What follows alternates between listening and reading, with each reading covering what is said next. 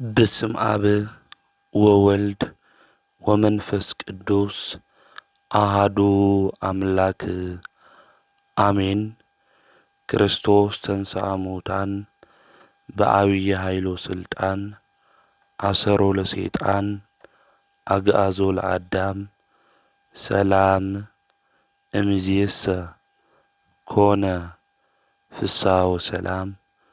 ክርስቶስ በዐቢይ ኃይልን ስልጣንን ካብ ሞት ተንሥአ፣ ሰይጣን አሰሮ፣ አዳም ነፃ አውፅኦ። ካብ ሎሙ ጀሚሩ ሰላምን ደስታን ኾነ። ብትንሣኤኡ ትንሣኤና ዝአወጀልና ካብ ሙታን ድማ በኵሪ ኾይኑ ዝተንስአ ኣምላኽና ንሱ ቅዱስ እግዚኣብሔር ስሙ ካብ ዘለዓለም እስካብ ዘለዓለም ዝተኸበረን ዝተመስገነን ይኹን።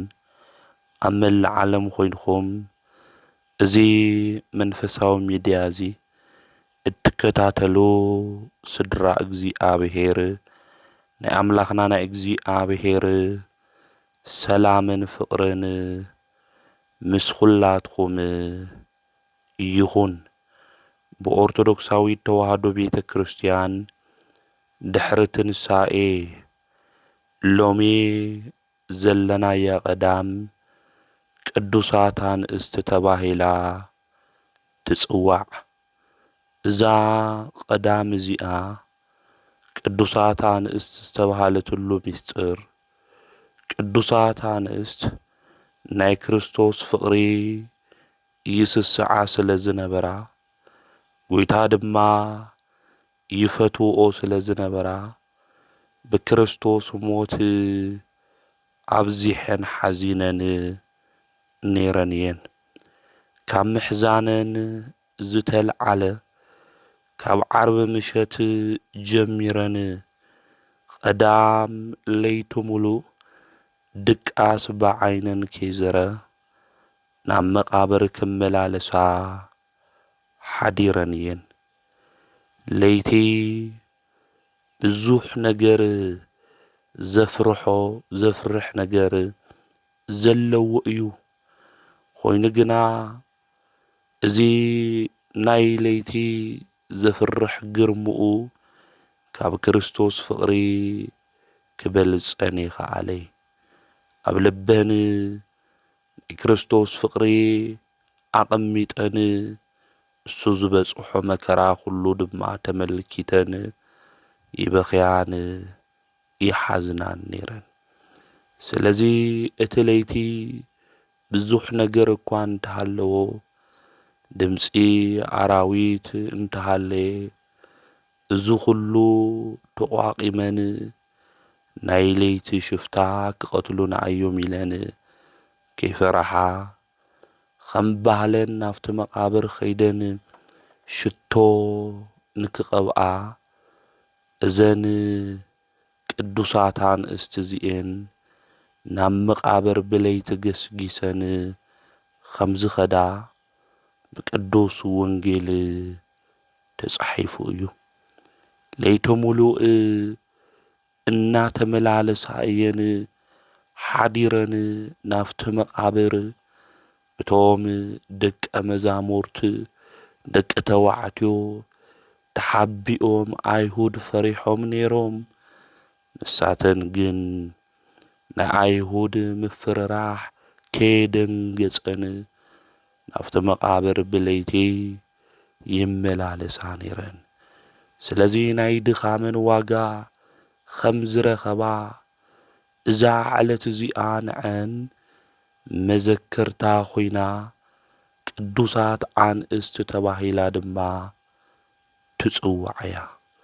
መላእክቲ እውን ተገሊጾም ናይ ትንሣኤ ነገር ናይ ጐይታ መድኃኒት ኢየሱስ ክርስቶስ ኣብ መቃብር ከም ዘየለ ብናይ ባዕሉ ስልጣን ከም ዝተንስአ መቃብር ክፈቱለይ መግነዝ ድማ ፍትሑለይ ከይበለ ብህቶም መቃብር ከም ዝተንስአ ናይ ትንሣኤ ጐይታ ናይቱ ትንሣኤ ቅዱሳን መላእክትን ቅዱሳት አንስት ተናጊሮም እዮም። ስለዚ ዝዕለት እዚ ናይ ትንሣኤ ናይ መጀመርያ ምስክር ዝኾና ቅዱሳት አንስት ኣብ ቅዱሳት መጻሕፍቲ ዘለውን ኽብሪ እንታይ ምዃኑ ቅድስቲ ቤተ ክርስቲያን እተምህረሉ ዕለት እዩ። አንስት አንከራ እናበለትውን ቤተ ክርስቲያን እዚ ዕለት እዚ ትጽውዖ እያ። ቅዱሳት አንስት ብሓዱሽ ኪዳን ጥራሕ ኣይኮነን በብሉይ ኪዳን እውን ነይረን እየን። ካብ ነቢያት ከምኡ እውን ምስ ነገሥታት ጐድኒ ጠጠው ብምባል ኣምልኮተ እግዚኣብሔር ክጠናኸር ሕዝቢ ብምምኻር ናይ ኣሕዛብ ኣገዛዝኣ ድማ ብምስባር በብሉይ ኪዳን ዝነበራ ቅዱሳት አንስት ዓብዪ ሚና አበርኪተን እየን። ንኣብነት ናይ ሊቀ ነቢያት ቅዱስ ሙሴ ኣዶ ዮካብድ ተጠቃሲት እያ። ሙሴ ዓዱ ንክፈቱ ብስነ ምግባር ኾትኩይታ ዘዕበየቶ ኣዲኡ እያ። ከምኡውን ህዝበ እስራኤል ንከውፅእ መላኹ ቅዱስ እግዚኣብሔር ድማ ብምፍራሕ ንክጓዓዝ ዘምሃረቶ መን ምዃኑ ዝነገረቶ ኣዲኡ እያ። ነዚእያ ቅድስቲ ቤተ ክርስቲያን ደቂ ኣንስትዮ ኣሕዋትና ናይ እግዚኣብሔር ቃል ክፈልጣኒ እወን ናይ እግዚኣብሔር ቃል እንድሕር ፈሊጠን ንደቀን ብሰናይ ስነ ምግባር ዝዕብያ ንሰን እየን ኢላ ቤተ ክርስቲያን እተምህር ነዚ እዩ። ስለዚ ዮካብድ ኣዲኡ ናይ ሙሴ ንኡ ጥራሕ ኣይኮነትን ብስነ ምግባር ክዓቢ ጌራቶ ዓባይ ሓፍቱ ንሙሴ ማርያም ከምኡውን ሓዉ ኣሮን ብስነ ምግባር ንክዓብዩ ንእስራኤል ነጻነት እውን ናይ ባዕላ ሚና ዘበርከተት እያ እዛ ቅድስቲ ኣዶ እዚኣ። ማርያም እህተ ሙሴ መዝሙር ብምዝማር ከምኡውን ናይ እስራኤል ናይ ነጻነት ጉዕዞ ክገብሩ እንተለዉ ኣብ መንገዲ ጸላኤ ክለዓል እንተሎ ተስፋ ክወርጹ እንተለዉ እታረጋግዕ ዝነበረት እህተ ሙሴ ማርያም እያ። ብዝግበረሎም ተኣምራት እውን ምስክርነት ትህብ ነይራ እያ። ምስ ሓዋ ሙሴ ከምኡውን ምስ ሓዋ ኣሮን ብምዃን ጉዕዞ ብምምራሕ ዓብዪ ሓገዝ እውን ጌራ እያ። እዚ ናብ ምንታይ ኣስተዋጽኦ እዩ እንድሕር ኢልና ኣዲኦም ብስነ ምግባር ስለ ዘዕበየቶም ኣምላኾም ቅዱስ እግዚኣብሔር ድማ መን ምዃኑ ስለ ዝነገረቶም እዩ። ስለዚ ኣሕዋተይ ብህይወት ዘመንኽን ኩሉ ናይ እግዚኣብሔር ቃል ምፍላጥ ናይ መጀመርያ ተግባርኽን ክትገብራ ይግባእ። ምክንያቱ ቃል እግዚኣብሔር ክንፈልጥ እንተለና ካብ ባዕልና ሓሊፉ እቶም እንወልዶም እንዕብዮም ደቅና ብስነ ምግባር እግዚኣብሔር ብምፍራሕ ንክዓብዩ ንገብሮም ኢና። ከምኡውን ነቢይት ዲቦራ ታሪካ ክናነብብ እንተለና ኣብ ሕብረተሰብ ዓብዪ ተቐባልነት ዝነበራ ሰው ሁሉ ድማ ብስርሓ ዝፈትዋ ዝነበረት ኣዶ እያ። እዛ ነቢይት ዲቦራ ካብ ማርያም እህተ ሙሴ ቐጺላ ናይ ሰበይቲ ነቢይት ኢልና እንጽውዓ ኢና። ካብ ነቢይነት ብዝሓለፈ ድማ ብፈጣሪኣ እናተመርሐት ወገና ዕብራውያን ካብ ኣረማውያን ጸለእቲ ንክወጽኡ ን40 ዓመት ናይ እስራኤል ኣመሓዳድራ ካብ ጣዖትን ካብ ሓጢአትን ዝጸረ ንክኾን ኣርአያነት ዘለዋ መንፈሳዊት ኣዶ እያ። ካብ ደቂ ኣንስትዮ ወገን ኮይና ብኣመራርሓኣ ብስርሓ ግን ሓያላን ኢልና ካብ ንጽውዖም ካብ ሙሴን ካብ ኢያሱን እትወዳደር ናይ እግዚኣብሔር ሕጊ እታኽብር ናይ እስራኤል ኲናት ብምምራሕ ድማ ዘለዋ ዓቕሚ ዘመስክረት ኣዶ ከም ዝነበረት ታሪካ የረድአና እዩ። ከምኡ'ውን ኣብቲ ዘመን እሱ ዲቦራ ሲሳራ ዝበሃል ዝነበረ ኣሕዛባዊ ንጉስ ብምኽራን ብጸሎታን ብዓወት ኣሸኒፋቶ እያ። ታሪካ መጽሓፈ መሳፍንት ክናነብብ እንተለና ብስፍሓት ንረኽቦ ኢና። ስለዚ ብብሉይ ኪዳን ቅዱሳት ኣንስቲ ኢልና ካብ ንጽውዖን ሓንቲ ቅዱስ ጳውሎስ እውን ኣብ ዕብራውያን መልእኽቱ ምዕራፍ 11 ናይ እምነት ጀጋኑ ዝኾኑ ቅዱሳን ከልዕል እንተሎ ነቢይት ዲቦራ ናይ እምነታ ዓብይነት ክምስክር እንተሎ ንምልከት ኢና። ከምኡ'ውን ብብሉይ ኪዳን ካብ ዝነበራ ቅዱሳት ኣንስቲ ማእኸል ካልእቲ ነቢይት ሃና እያ። ሃና ንዓመታት ብመኻንነት ከም ዝነበረት ታሪካ ይናገር እዩ።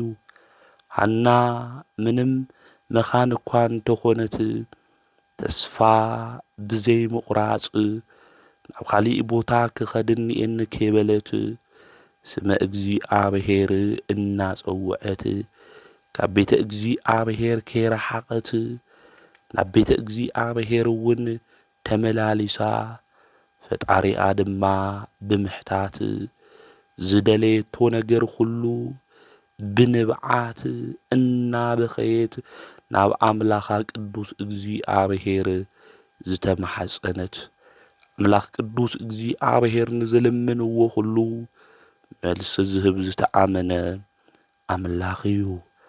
ሃና ጸሎታ እግዚኣብሔር ሰሚዑ ናይ እግዚኣብሔር ፈታዊ ንዓድን ንሰብን ዝኾን ናይ እግዚኣብሔር ሕጊ ዘኽብር ናይ እስራኤል መራሒ ዝኾን ሳሙኤል ክትወልድ እግዚኣብሔር ገይርዋ እዩ።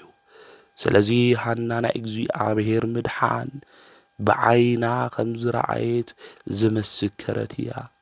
ናይ እግዚኣብሔር ናይ ባህሪ ቅዱስና እንታይ ምዃኑ ዝተናገረት እግዚኣብሔር ኩሉ ነገር ዝኽእል ኣምላኽ ንዝተበደሉ ድማ ዝፈርድ ብስሙ ንዝኣምኑ ድማ ዋጋ ዝኸፍል ምዃኑ ትዕቢተኛታት ዘዋርድ ትሑታን ድማ ዘኽብር ንድኻታት ድማ ዝፈቱ ኣምላክ ምዃኑ ናይ እግዚኣብሔር ስልጣኑ እንታይ ምዃኑ ኣብ መጽሓፈ ሳሙኤል ጸሎታ ዝጸለየት ዝነገረትና ኣዶ እያ። እሳ ዝጸለየቶ ጸሎት ዝዘመረቶ መዝሙር እስካብ ዓለም ፍጻመ ናይ ህይወት መምርሒ ኮይኑ የግልግል እዩ።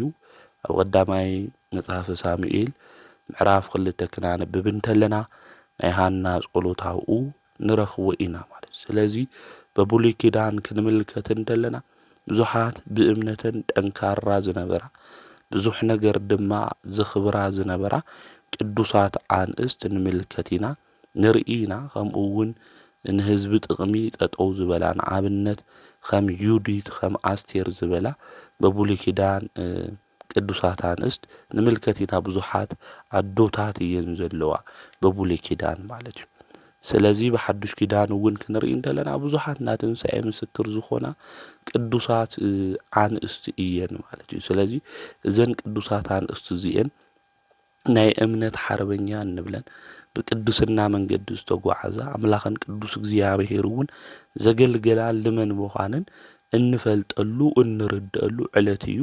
ንደቂ ኣንስትዮ ድማ ከመይ ዝኣክል ቦታ ከም ዘለዋ ቤተ ክርስቲያን እውን ኣብዚ ክንምልከት ንኽእል ኢና ማለት። ስለዚ ኣብ በዓለ ትንሳኤ ካብ ዘለው ስያሜታት እስካብ ዳግመ ትንሣኤ ለለው እዛ ዕለተ ቀዳሚት እዚኣ ስለ ቅዱሳት አንስት እንናገረላ ቅዱሳት አንስት ተባሂላ እውን ዝተሰየመት እያ ማለት እዩ። ስለዚ ቅዱሳት አንስት በብሉይ ኪዳን ከምዚ ዝበለ አገልግሎት ከምዚ ዝበለ ህይወት ዘለዎን እዩ። ምክንያቱ ከዚ ዘርዚርና ክንውድኦ ስለለይ ንኽእል እዩ ማለት እዩ።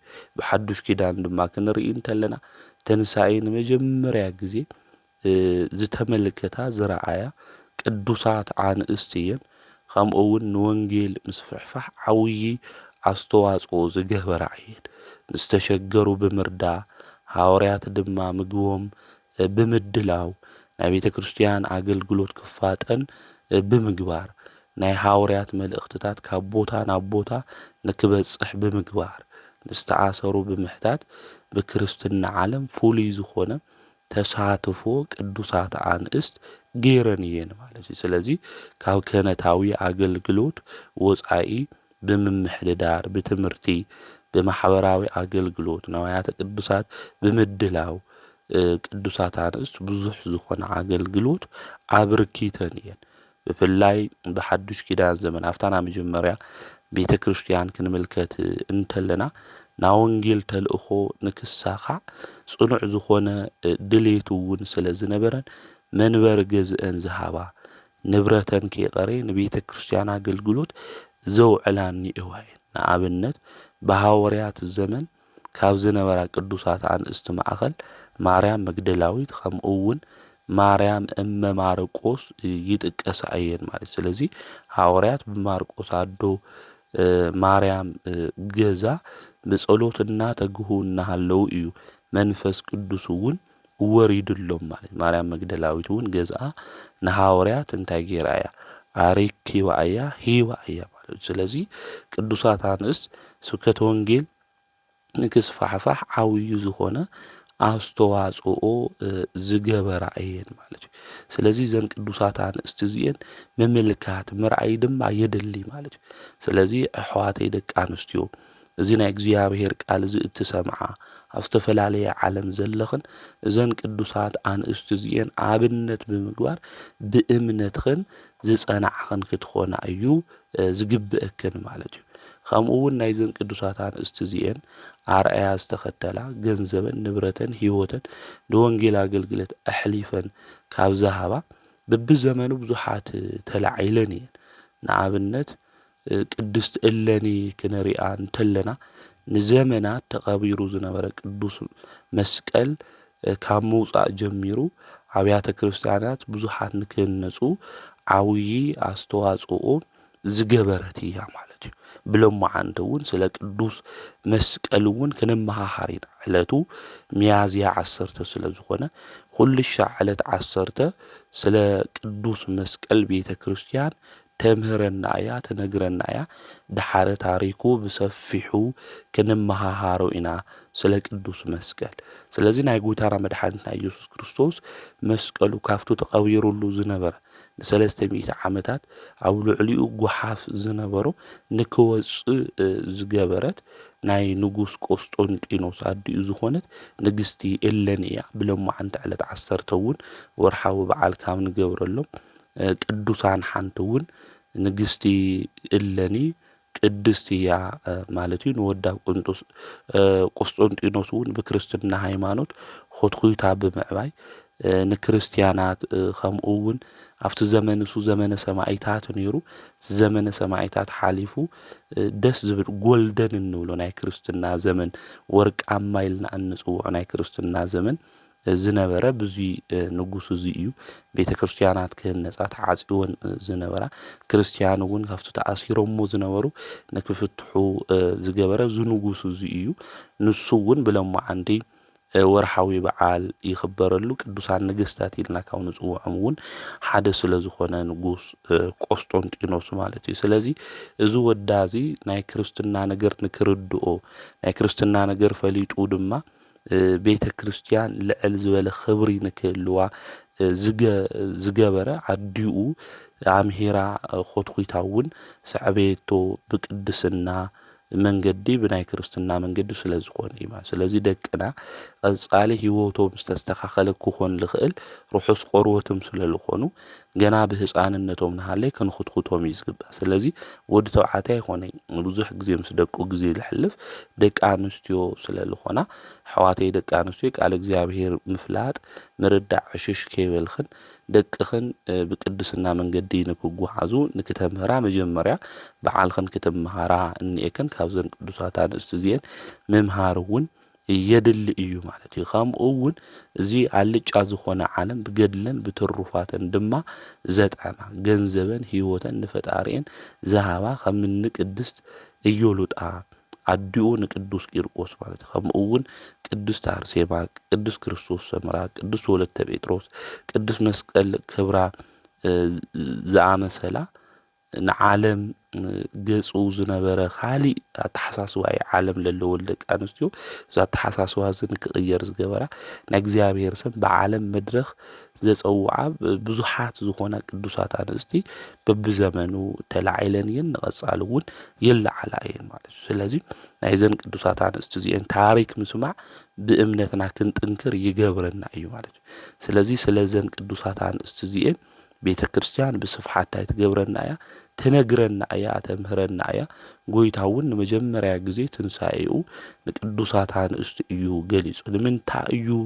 ገሊጹ እንድሕሪልና ዝዓለም እዚ ዝወደቐ መጀመርያ ናይ ውድቀት ቃል እውን ዝሰምዐት ሰበይቲ እያ ነይራ ከምኡ እውን ናይ ዓለም ድሕነት መጀመርያ ንክሰምዑ ዝገበረ ንደቂ ኣንስትዮ እዩ ማለት እዩ ስለዚ ደቂ ኣንስትዮ ናይ ውድቀት ምኽንያት እየን ተባሂሉ እዩ ዝጽዋዕ ነይሩ ርስቲ ጉልቱ እውን የባሃወኒ ነይሩ ለምስክርነት እውን የበቃይ ነይረን ማለት እዩ ጎይታና መድኃኒትና ንሱ ኢየሱስ ክርስቶስ ናይ ውድቀት ምኽንያት ኮይነን ከምዚ ቀርያ ናይ ትንሣኤ ምኽንያት ምዃነን እውን ክምስክርን እንተሎ ለአን እውን ክገልጸለን እንተሎ አምላኽና ቅዱስ እግዚአብሔር መጀመርያ ተንሳኤኡ ነአን ገሊጸለን እዩ ማለት ካብ ሰበይቲ እውን እዩ ጎይታና ትንሳኤ ጎይታ መድኃኒት ንሱ ኢየሱስ ክርስቶስ ካብ ሰበይቲ ተወሊዱ ካብ አዴና ካብ ቅድስተ ቅዱሳን ካብ ድንግል ማርያም ማለት እዩ ስለዚ ንትንሳኤ ምስክር ንክኾና ዓውይ ክብሪ ድማ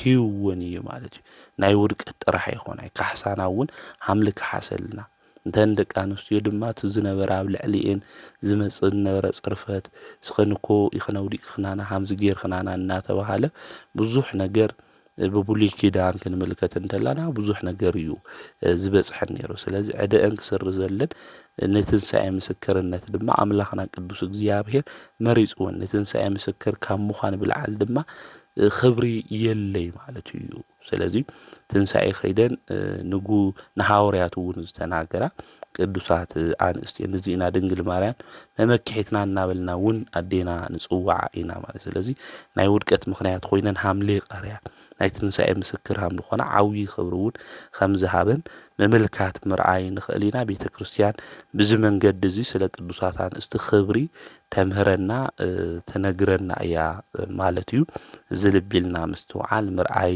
የድሊ እዩ ከምኡ እውን ብሎም ማዓንቲ ዕለት 10 ከም ትቅድም ልወልኽዎ ዝኽበሩ ዓመታዊ ወርሓዊ ክብረ በዓላት እኒአው እዮም ብሎም ማዓንቲ ስለ ቅዱስ መስቀል ኩሉ ሸዓለት 10 ስለ ቅዱስ መስቀል ቤተ ክርስቲያን ተምህረና እያ ስለ ቅዱስ መስቀል ምክንያቱ ጎይታ እውን መስቀልኩም ተሸኪሞም ተኸተሉኒ ስለ ዝበለ ስለ ቅዱስ መስቀል ንእሽተይ ከነመሃሃሪና ምስተውዓሉ አምላኽና ቅዱስ እግዚአብሔር ንኹልና ይዓድለና መስቀል ማለት ጎይታና መድኃኒትና ኢየሱስ ክርስቶስ ብዝተቀደሰ ስግኡ በኽውር ደሙ ፈሳስነት ዝተቀደሰ ነዋ እዩ ናይ ድሕነትና ድማ አርማ እዩ ቅዱስ መስቀል ብፍላይ ጎይታና መድኃኒትና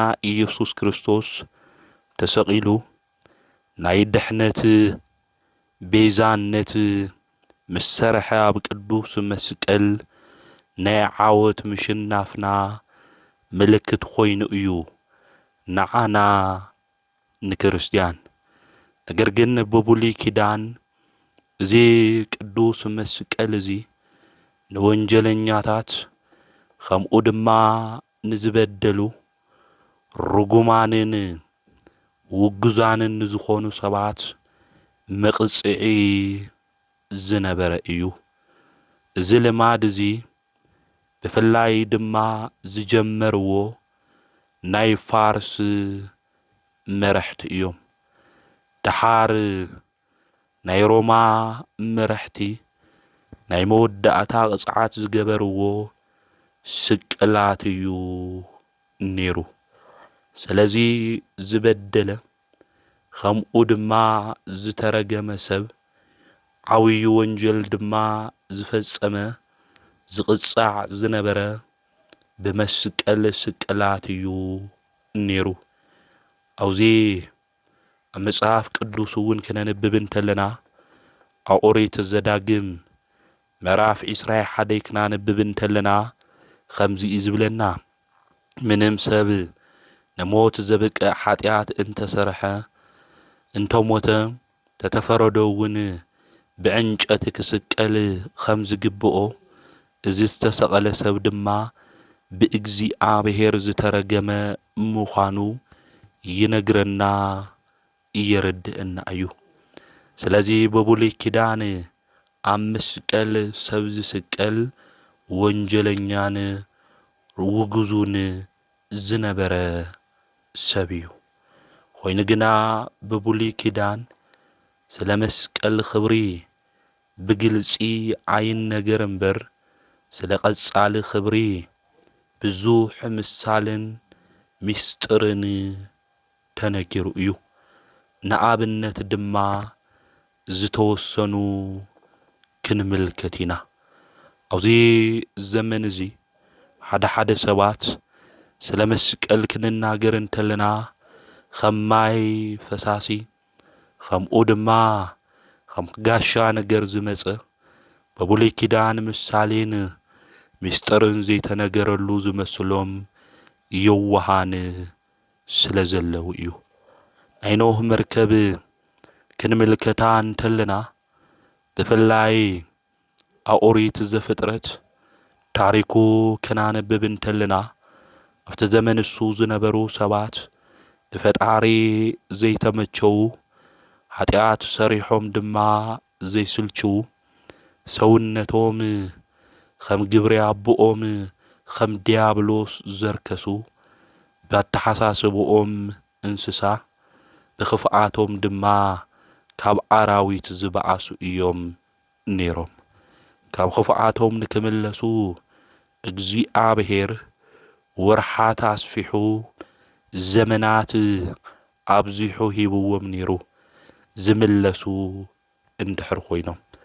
ኖህ እውን ኸይዱ መርከብ ንክሰርሑ እግዚአብሔር እውን 120 ዘመን ከም ዝሃቦም ነጊርዎም ነይሩ። ነገር ግን ልቦንኦም ዝደንደነ ኣእዛኖም ድማ ዝደፈኑ ሰባት እዮም ነይሮም። ኣብዚ ዘመን እዚ ናይ እግዚአብሔር ቃል ቤተ ክርስቲያን ክተምህረና እንተላ ካህናት ክነግሩና እንተለዉ ከም ፍቓድና እንጓዓዝ ናይ እግዚአብሔር ቃል ቸላ ንብል ብዙሓት ኢና። እግዚአብሔር ናብ ልቦናና ይመልሰና። ስለዚ 120 ዘመን እግዚአብሔር ሂብዎም እናሃለወ ንሳቶም ግን 100 ዓመት ኃጢአት ክንሰርሕ ኢና፣ ስጋዊ ነገር ድማ ክንፍጽም ኢና። ንስኻ ዘመድኻ ንእሽተይ ስለ ዝኾነ ንስኻ ስራሕ ንሕና ግን እቲ 20 ዘመን ይኣኽለና ኢሎም ተናገሩ። ኖህ ግን ካብ ፈጣሪኡ መምርሒ እናተቐበለ ካብ ጥፍኣት ዝድሕነላ መርከብ 3 ክፍሊ ገይሩ ብመስቀል ቅርጺ ገይሩ ኣብ 100 ዓመታት ውሽጢ ወዲኡ ሰሪሑ እዩ። ኖህ እዛ መርከብ እዚኣ ንባዕሉ ጥራሕ ኣይኮንትን ነይራ፣ ንኻልኦት ፍጥረታት እውን ዝድሕኑላ መርከብ እያ ነይራ። እዛ መርከብ እዚኣ ናይ ጎይታና መድሓኒትና ኢየሱስ ክርስቶስ ዓለም ንከድሕን ዝተሰቐለላ መስቀል ምሳሌ እያ። ባሕረ ጥበባት ቅዱስ ያሬድ እውን እዚ እጽ መስቀል ፍያታዊ ዜማን አሚኑ ዝድሓነላ እዩ።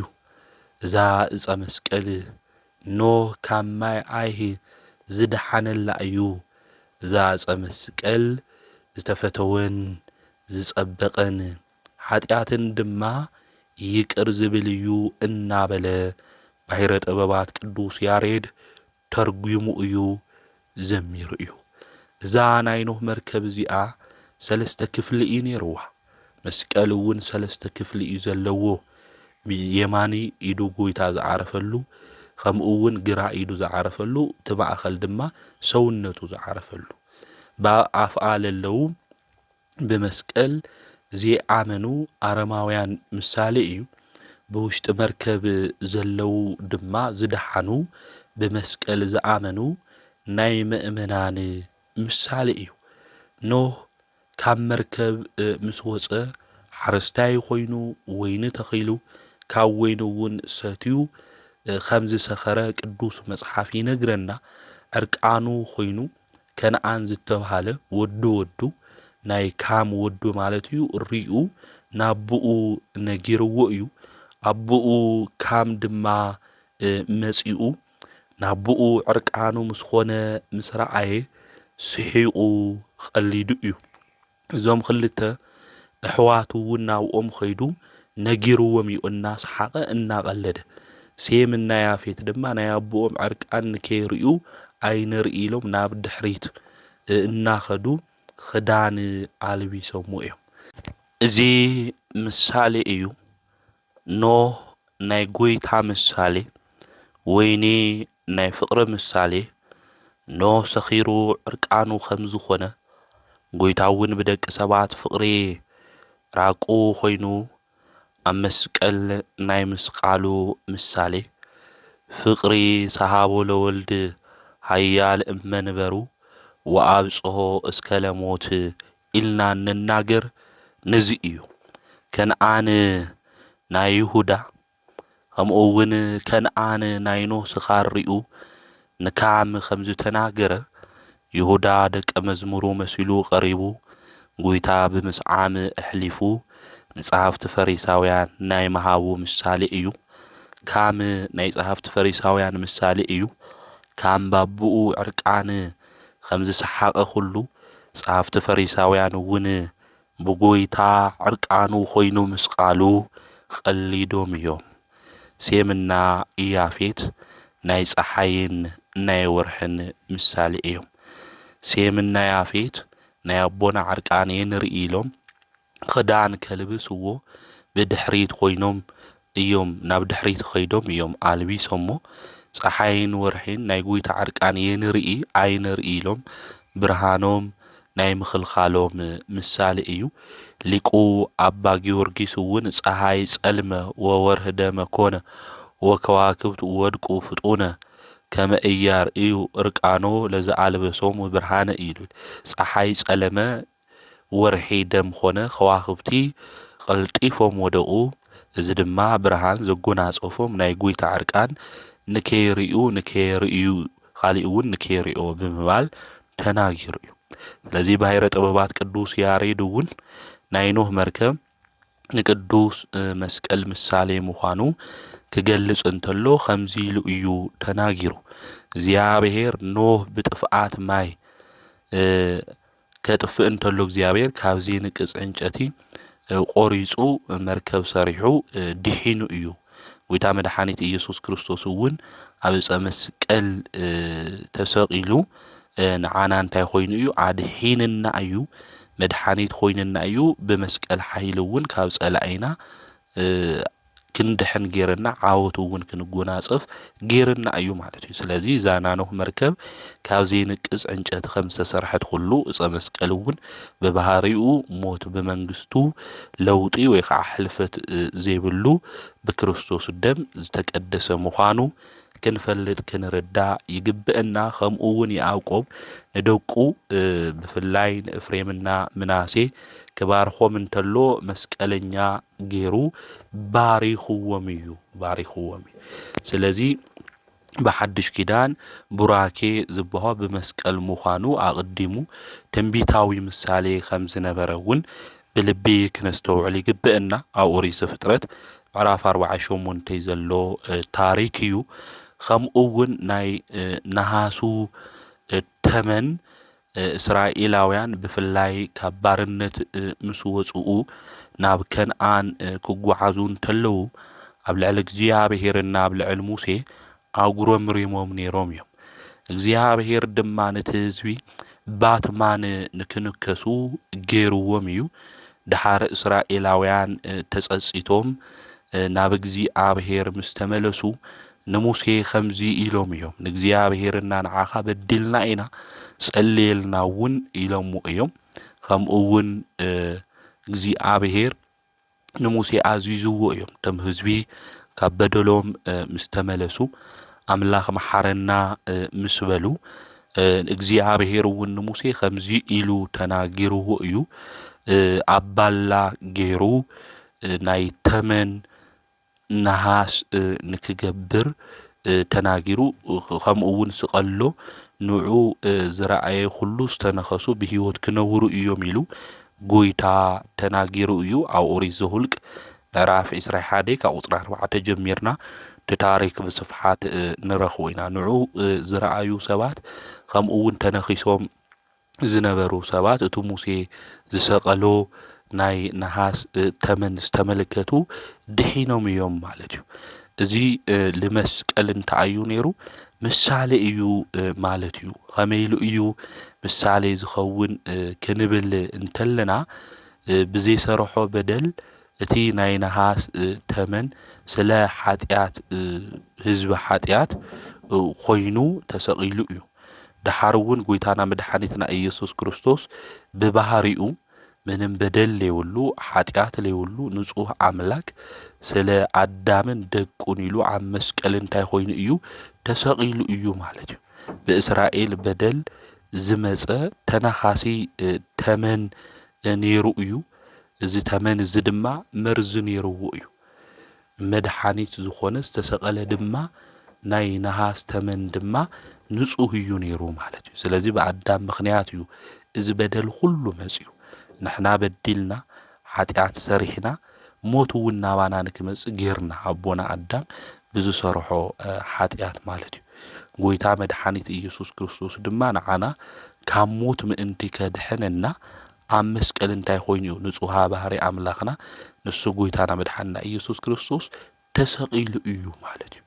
ጎይታ እውን ብቅዱስ ወንጌሉ ብንጽጽር ክናገር እንተሎ ሙሴ ብምድረ በዳ ናይ ነሃስ ተመን ከም ዝሰቀለ ሁሉ ብኡ ዝአምን ሁሉ ናይ ዘለዓለም ህይወት ንክነብሮ እምበር ንከይጠፍእ ወዲ ሰብ ክስቀል ይግብኦ ኢሉ ኣብ ዮሐንስ ወንጌል ምዕራፍ 3 ቁጽሪ 14 ተናጊሩ እዩ ማለት ስለዚ ሙሴ ኣብ ምድረ በዳ ዝሰቀሎ ተመን ናይ ነሃስ ማለት እዩ ናይ ጎይታ ምሳሌ ምዃኑ አውዝ ክንርዳ ክንፈልጥ እዩ ዝግብአና እዚ ተመን ነሃስ አባላ ከም ዝተሰቀለ ሁሉ ጎይታና መድኃኒትና ኢየሱስ ክርስቶስ ኣብ ቀራንዮ እምባ ተሰቂሉ እዩ እዚ ናይ ነሃስ ተመን ዝረአየ ሁሉ ዘይረአየ ድማ ድምፁ ሰሚዑ ከም ዝደሓነ ሁሉ ጎይታ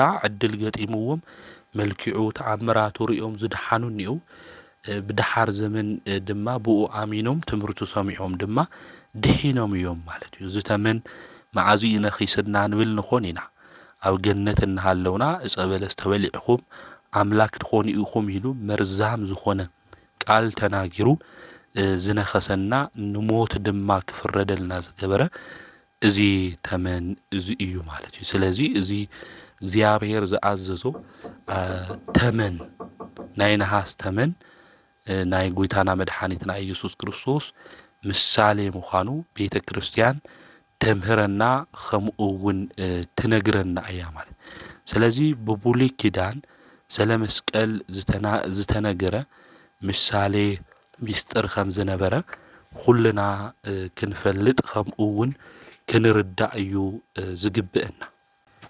መስቀል ብሓዱሽ ኪዳን ክንብል እንተለና መስቀል ብሓዱሽ ኪዳን ጎይታና መድሓኒትና ኢየሱስ ክርስቶስ ምስ ተሰቐለ ናይ ድሕነትና ኣርማ ናይ ዓወትና ምልክት እዩ። ካብ ቤተ ክርስቲያን ጉልላት እስካብ ምእመናን ንቅሳት ዝረአይ ናይ ዓወት ምልክት ከምኡውን ካህናት ብኢዶም ሒዞም ዝባርኹሉ ዝፍትትሉ ክርስቲያን እውን ብክሳዶም ኣሲሮም ማንነቶም ዝምስክርሉ መግለጺ እዩ ቅዱስ መስቀል ብሓዱሽ ኪዳን። ብኻሊእ ኣግባብ ድማ ናይ መከራን ናይ ተጋድሎን ፍኖት እዩ። ብሰብን ብእግዚአብሔርን ማእኸል ዝነበረ ናይ ጽልኢ ግድግዳ ዝፈረሰሉ ሰላምና ድማ ዝተመለሰሉ ሰብ ምስ ፈጣሪ ድማ ዝተዓረቐሉ እዩ ቅዱስ መስቀል። ሐዋርያው ቅዱስ ጳውሎስ እውን ክናገር እንተሎ እዚ መስቀል እዚ ሰላምና ምዃኑ ክልቲኡ ድማ ዘዋሃደ ከምኡውን ናይ ጽልኢ ግድግዳ ዘፍረሰ ምዃኑ ኣብዚ ኣብ ኤፌሶን መልእኽቱ ምዕራፍ 2 ቁጽሪ 14 ይነግረና ይረድአና እዩ። ስለዚ ብሓዱሽ ኪዳን ስለ መስቀል ክንናገር እንተለና ምልክት ዓወትና ምዃኑ ምፍላጥና ምርዳእ የድሊ እዩ። ንሱ ኣብ መስቀል ተሰቒሉ ክሞት እንተሎ እቲ ናይ ጽልኢ ግድግዳ ፈሪሱ ዲያብሎስ እውን ካባና ርሒቑ እዩ። ንሕና ድማ ናብ ኣምላኽና ናብ እግዚኣብሔር ቀሪብና ኢና። ስለ መስቀል እውን ብሓዱሽ ኪዳን ጎይታና መድሓኒትና ኢየሱስ ክርስቶስ ከምዚ ኢሉ ተናጊሩ እዩ። መስቀሉ ከየሓዘ ብድሕሪተይ ክኽትለኒ ዝግብኦ ማንም የለ ኢሉ ነጊርና እዩ። ስለዚ መስቀልና ክንሕዝ ንኡ ድማ ክንኽተሎ ከም ዝግብአና ኣብ ማቴዎስ ወንጌል ምዕራፍ 10 ቁጽሪ 37 ንረኽቦ ኢና። ስለዚ ንዑ ንክንኽተል መስቀል ምሽካም ግዴታ ምዃኑ ነጊርና እዩ። ስለዚ ኣነ ጥራሕ ካብ ዝብል ስግብግብ ካብ ዝኾነ በዓልኻ ካብ ምፍታው ማንነት ተላቂቕና ሰብ መስቀሉ ተሸኪሙ ንጎይታ ክኽተሎ ይግባእ። እዞም መስቀል ዝሽከሙ ሰባት ከመይ ዝበሉ እዮም ክንብል እንተለና ዘፍረይዎ ሃፍቲ ዘለዎም ንብረት ኩሉ ንድኻታት ዝህቡ ንሰማያዊ ዋጋ ቅድሚያ ሂቦም ዝጓዓዙ ናይ ኣሸናፊነት ምልክት ዝኾነ መስቀል ይሽከሙ እዮም። ጌታ መድሓኒት ኢየሱስ ክርስቶስ ናብኡ መጺኡ ናይ ዘለዓለም ሕይወት ንክወርስ ንዝሓተቶ መንእሰይ ሓደ ነገር ጎዲልካ እዩ። ኩሉ ነገር ሸይጥኻ ንድኻታት ሃብ፣ ብሰማይ መዝገብ ክትረክብ ኢኻ፣ መስቀልኻ ተሸኪምካ ንዓ ተኸተለኒ ኢሉ ተናጊርዎ እዩ። መስቀል ኩሉ ነገር ገዲፍና እግዚኣብሔር እንኽተለሉ ምልክት ምዃኑ እውን ኣብ ማቴዎስ ወንጌል ምዕራፍ 16 ነጊረና እዩ።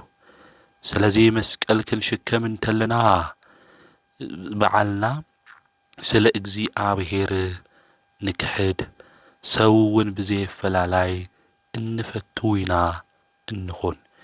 ሕይወትና እውን ንክርስቶስ ፍቕሪ ኢልና እንህብ ክርስቲያን ኢና እንኸውን።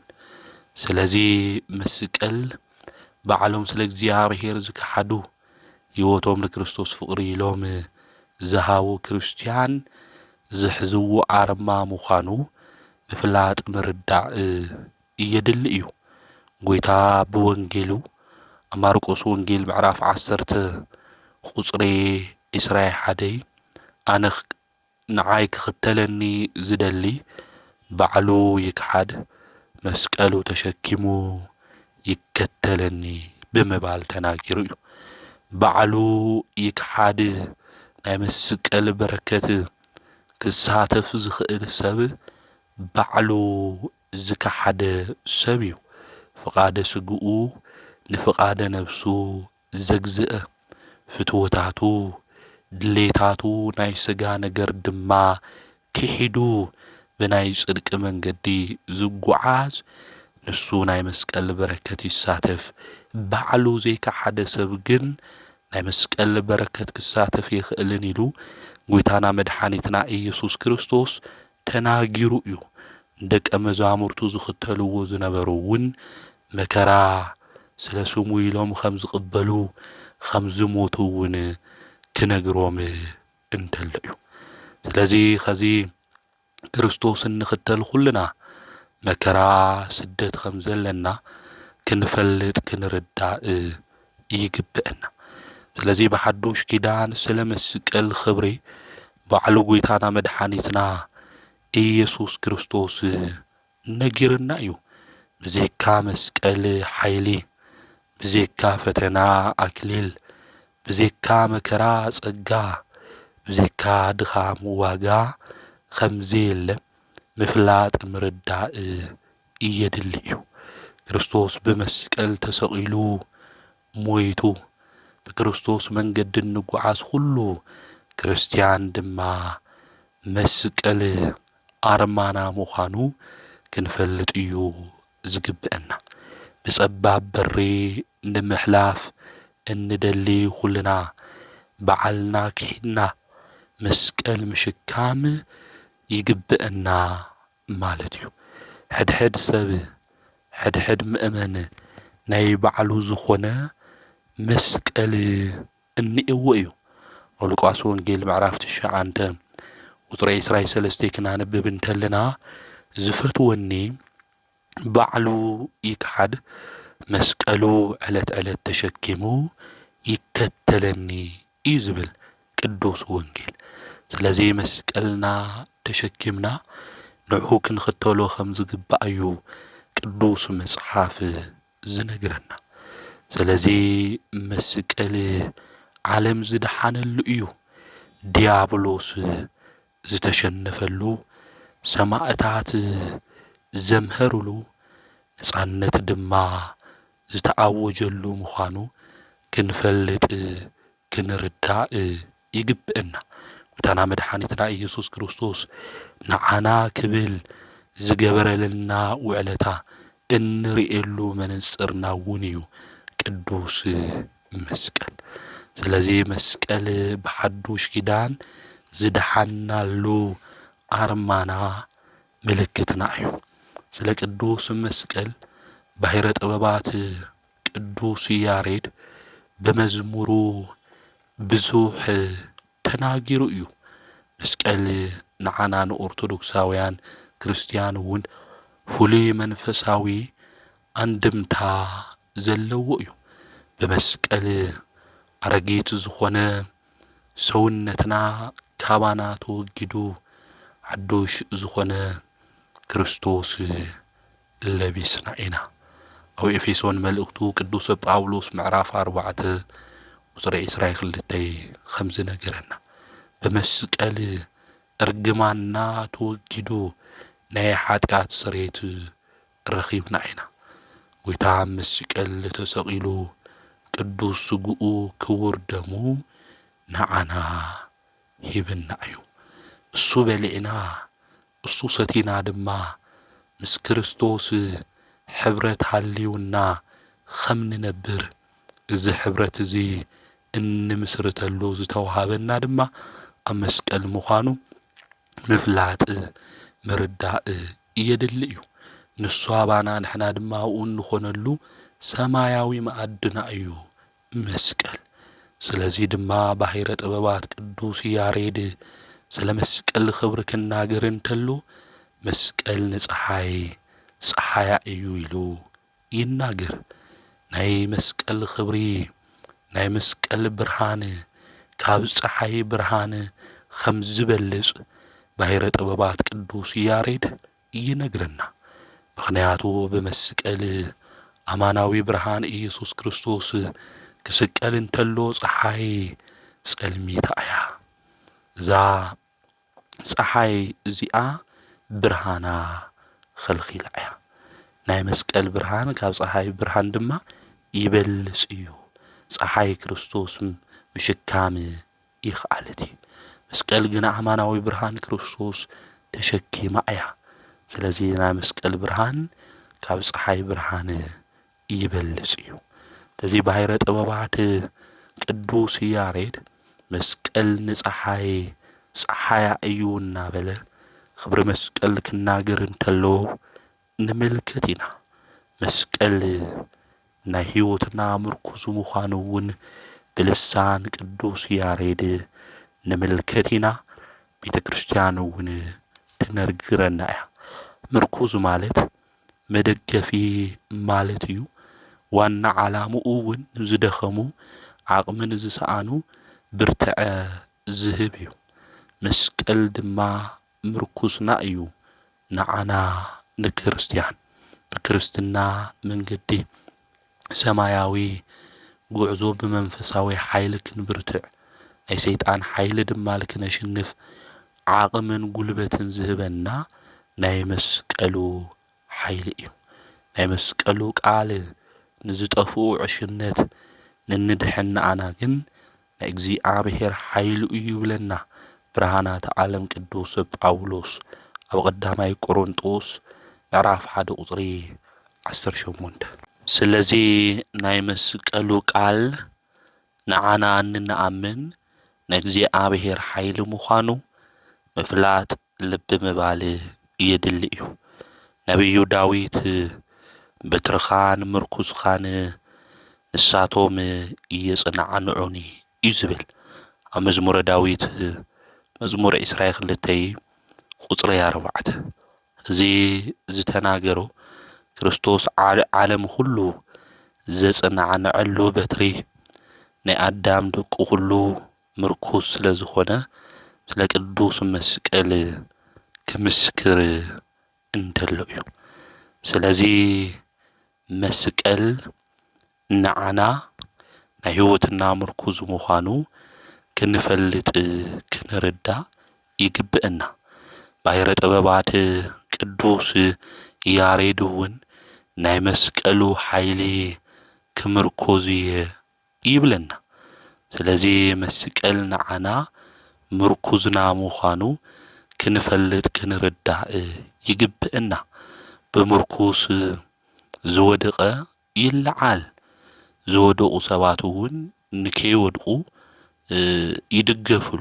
መስቀል እውን ብሓጢኣት ተወደቕና ንለዓል ብጸላኢ ሓይሊ ከይንወድቕ እውን ንድገፈሉ ኢና። መስቀል ምልክት ምርኩዝና ምዃኑ እውን ባሕረ ጥበባት ቅዱስ ያሬድ ክዝምር እንተሎ ንምልከት ኢና። ውእቱ ሞረኮዝ በትምህርተ መስቀል እናበለ ማለት እዩ። ስለዚ ሙሴ በትሩ ሒዙ ምርኩሱ ሒዙ ብታ በትሩሳ ባሕሪ ኸፊሉ እዩ። ጸላኢ ቀቲሉ እዩ። ከምኡ እውን ካብ ኮኩሒ ማይ ኣፍሊቁ እዩ። ኣማልቃውያን እውን ብዓወት ተሸኒፍዎም እዩ። ብዙሕ ተኣምራት ገይሩ እዩ። ክርስቶስ እውን ብመስቀሉ ናብ ሲኦል ባሕሪ ኸፊሉ እዩ። ናይ ደቂ ሰባት ጸላኢ ዝኾነ ሞት ቀቲሉ እዩ። ናይ ህይወት መስተ ዝኾነ ክቡር ደሙ ኣፍሲሱሉ እዩ። ናይ ህይወት ምግቢ ዝኾነ ቅዱስ ስግኡ ቆሪሱሉ እዩ። ዲያብሎስን ሰራዊቱን እውን ብዓወት ኣሸኒፉሉ እዩ። ስለዚ መስቀል ናይ ህይወትና ምርኩዝ ምዃኑ ምፍላጥ ምርዳእ የድሊ እዩ ማለት እዩ። ካሊእ መስቀል ናይ ሰልፍና ኣርማ እዩ። መስቀል ነቢዩ ዳዊት ይትባረክ እግዚአብሔር አምላከ አበዌ ዘማሃሮን ጸዋለ እደዌ ናዕዳዌ ሰልፊ ዘምህረ ናይ አቦታቴ አምላክ እግዚአብሔር ዝተመስገነ ይኹን ብምባል ስለ መስቀል ትንቢታዊ መዝሙሩ ዘሚሩ እዩ። ኣብ መዝሙረ ዳዊት መዝሙር 143 እዚ ማለቱ እግዚአብሔር ናይ ሰላም አምላክ እዩ፣ ናይ ሰልፊ ናይ ውግእ አምላክ ይኹን። ነገር ግን ናጻብዕተይ ሰልፊ የምህር ኢሉ ክናገር እንተሎ በገና ምድርዳር የምህረኒ ማለቱ እዩ። ፍጻሚኡ ግን መምዕታብ ዘምህረኒ እግዚአብሔር ይመስገን ማለት እዩ። ንሕና ክርስቲያን እውን ነገራትና ስራሕና ሁሉ ክንጅምር እንተለና ናማዕተብ ኢና። ክናማዕተብ እንተለና ትምህርተ መስቀል ኢና ኢድና ንገብር። ናይ መስቀል ምልክት ጌርና ኢና በስመ አብ ወወልድ ወመንፈስ ቅዱስ ኢልና እናማዕተብ። ከናማዕተብ እንተለና ኢድና እውን ትምህርተ መስቀል ክንገብር እንተለና ጸላኢና ከም ስምዐ እዩ ዝገልጥ። ብዘመነ ሰማዕታት እውን ክርስቶስ ክሓዱ ንጣዖት ስገዱ ክበሃል እንተለው ክርስቲያን ክርስቶስ ዓይኒ ክሕዲ ንጣዖት እውን ዓይኒ ሰግዲ ኢሎም ናብኦም እምኒ ድብረየሎም ነይሩ። በስመ አብ ወወልድ ወመንፈስ ቅዱስ ኢሎም መስቀለኛ ገይሮም ኢዶም ከማዕተቡ እንተለው ናብኦም ዝተደብረየ አእማን ተመሊሱ እቶም ዝድብርዩ ሰባት ይወቅዖምን ይቀትሎምን ነይሩ።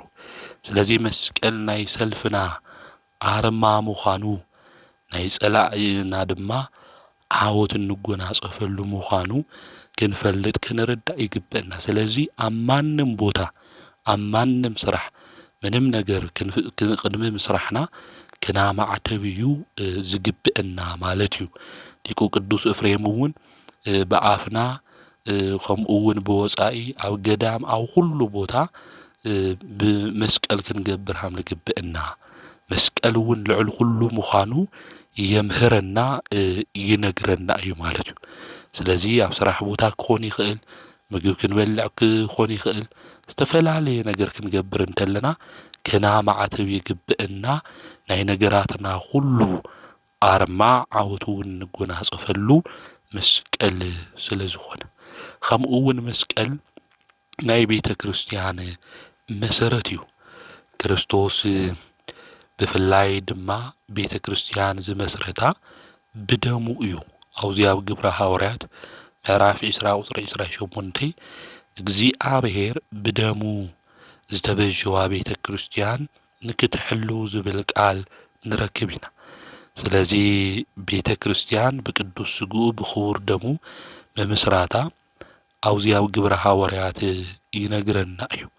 ቅዱስ ያሬድ እውን መስቀል ናይ ቤተ ክርስቲያን መሰረት ምዃኑ ይነግረና ይርድእና እዩ። ሰላም ዝህብ መስቀል ንቤተ ክርስቲያን እውን ዓምዳ ምዃኑ ይነግረና ይርድእና እዩ ማለት እዩ። ስለዚህ መስቀል ናይ ቤተ ክርስቲያን መሰረት ምዃኑ መስቀል ብርሃን ለኩሉ ዓለም መሰረተ ቤተ ክርስቲያን ወሃቤ ሰላም መድኃኔ ዓለም መስቀል ለእለ ነአምን መድህነ እዩ ዝብል መስቀል ንዓለም ሁሉ ብርሃን እዩ፣ ንቤተ ክርስቲያን መሰረት እዩ። ሰላም ዝህብ ና መድኃኔ ዓለም መስቀል ልነአምን ንዓና እንታይ እዩ ማለት እዩ መድኃኒትና ምዃኑ እውን ይነግረና እዩ ባሕረ ጥበባት ቅዱስ ያሬድ ማለት እዩ። ስለዚህ ሁሉ አገልግሎትና እውን ክንፍጽም እንተለና አገልግሎትና አምልኮትና ሁሉ ክንገብር እንተለና በመስቀል የማቦታትና እናበረእኹ ሁሉ ነገር ዝገብሩና መስቀል ሱታፍ የለይውሉ አገልግሎት መስቀል ዘይሳተፈሉ አምልኮት ከም ዘይብልና ምፍላጥ ምርዳእ እውን የድሊ እዩ ማለት እዩ። ከምኡ እውን መስቀል እግዚአብሔር ናይ ምኽታልና ምልክት እዩ ማለት እዩ። ንሕና ጎይታና መድኃኒትና ኢየሱስ ክርስቶስ ንኽተልለና ምዃንና ምልክት እንታይ እዩ? መስቀል ክንሽከም ይግብአና። መስቀል ማለት መከራ እዩ።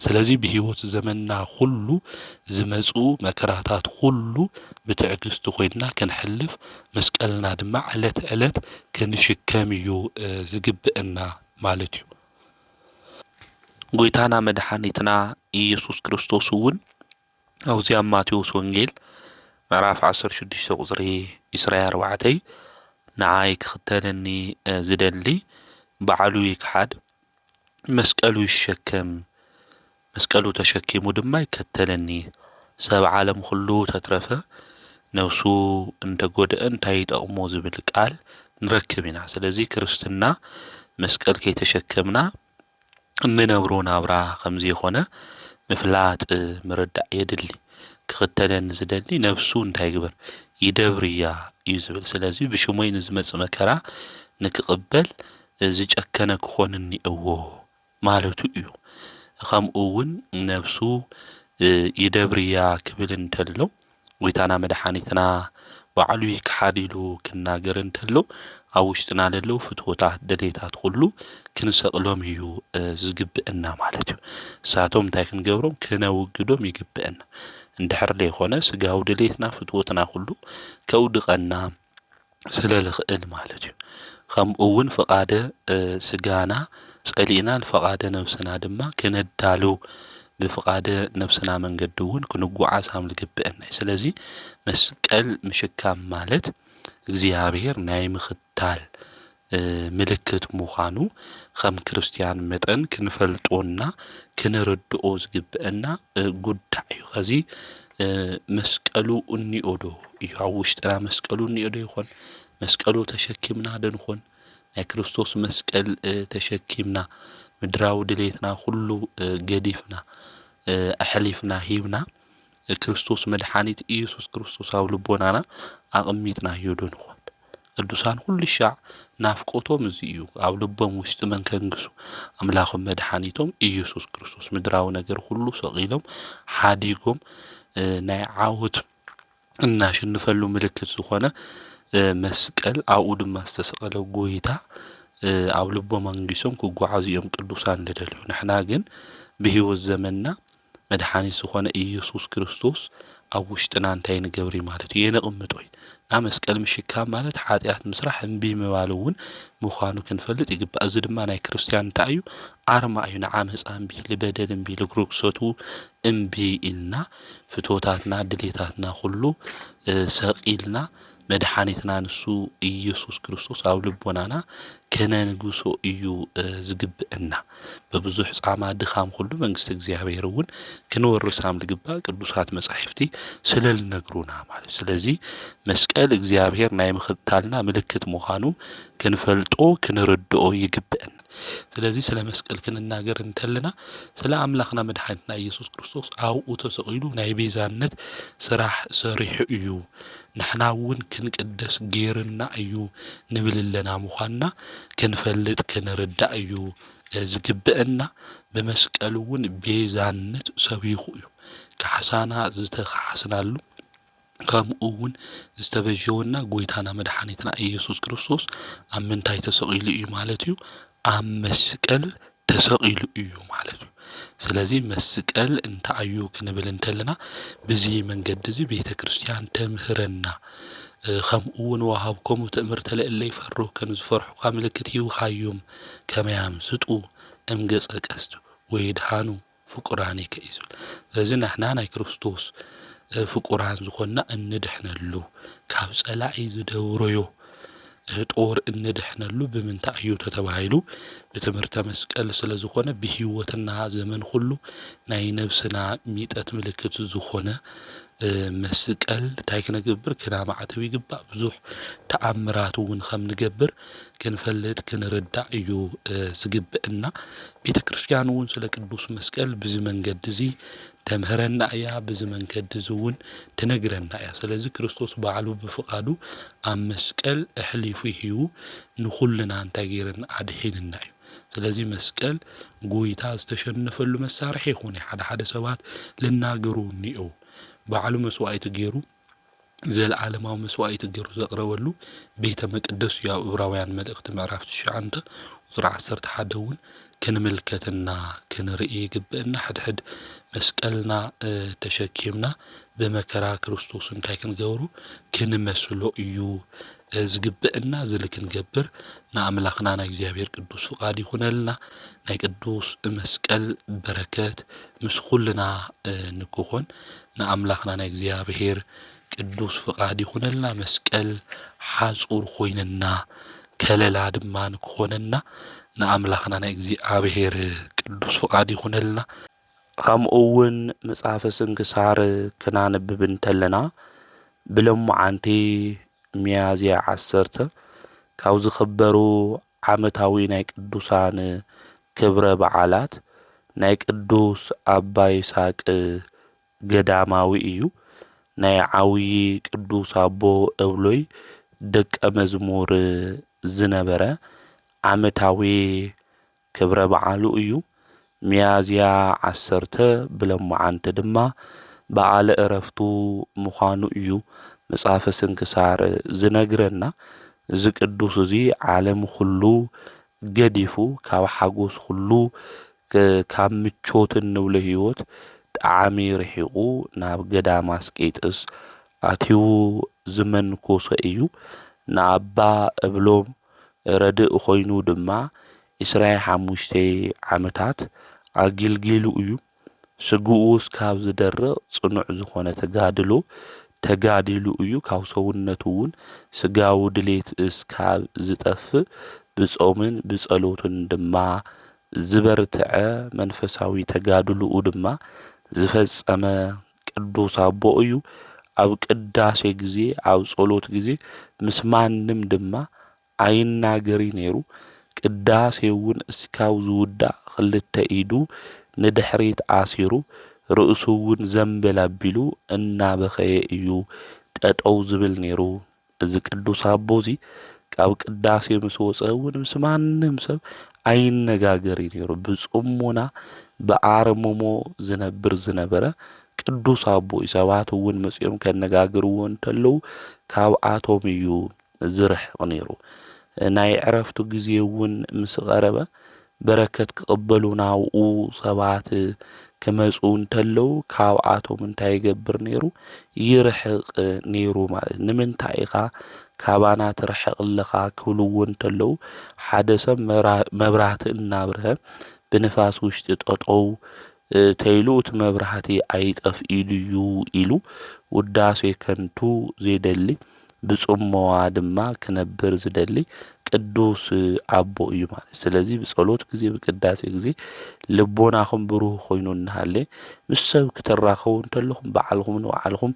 ክትነጋገሩ እንተለኹም ልብኹም እንታይ ሆነ ይጽልመት እዩ ኢሉ መሊሱሎም እዩ ማለት እዩ ክንዳይ ናይ ሰባት እዚ ቃል ዘስተውዒልናዮ ንኾን ኣብ ጸሎት ጊዜ ኣብ ቅዳሴ ጊዜ እንነጋገር ሰባት እኮ ኔና ቤተ ክርስቲያን ኸይድና እኮ ዘድሊ ዘይጠቕመና ነገራት ሁሉ እንነጋገር ሰባት ኔና ስለዚ ላብ ቤተ ክርስቲያን ክንኸድ እንተለና ብጽሙዋ ኮይና በአርምሞ ኮይና ምስ ኣምላኽና ምስ እግዚአብሔር ተነጋጊርና ኢና ክንምለስ ልግብእና ላብ ገዳም እውን ክንኸድ እንተለና ማለት እዩ ስለዚ እዚ አቦ እዚ ዓብይ ትምህርቲ እዩ ዘምህረና ማለት እዩ ካብቲ መንፈሳዊ ተጋድልኡ እቲ ሓደ ብጽሞና በአርምሞ ዝነበረ ቅዱስ አቦ እዩ እሞ ልበረከት ኢልና ላብ ቤተ ክርስቲያን ኸይድና ላብ ገዳማት ኸይድና በረከት ከይሓዝና ልከይንምለስ ምስትውዓል ልቢ ምባል የድሊ እዩ ማለት ስለዚ እዚ አቦ እዚ ሰናይ ዝኾነ ገድሉ ፈጺሙ ንእግዚአብሔር ኣምላኹ እውን ኣሕጒሱ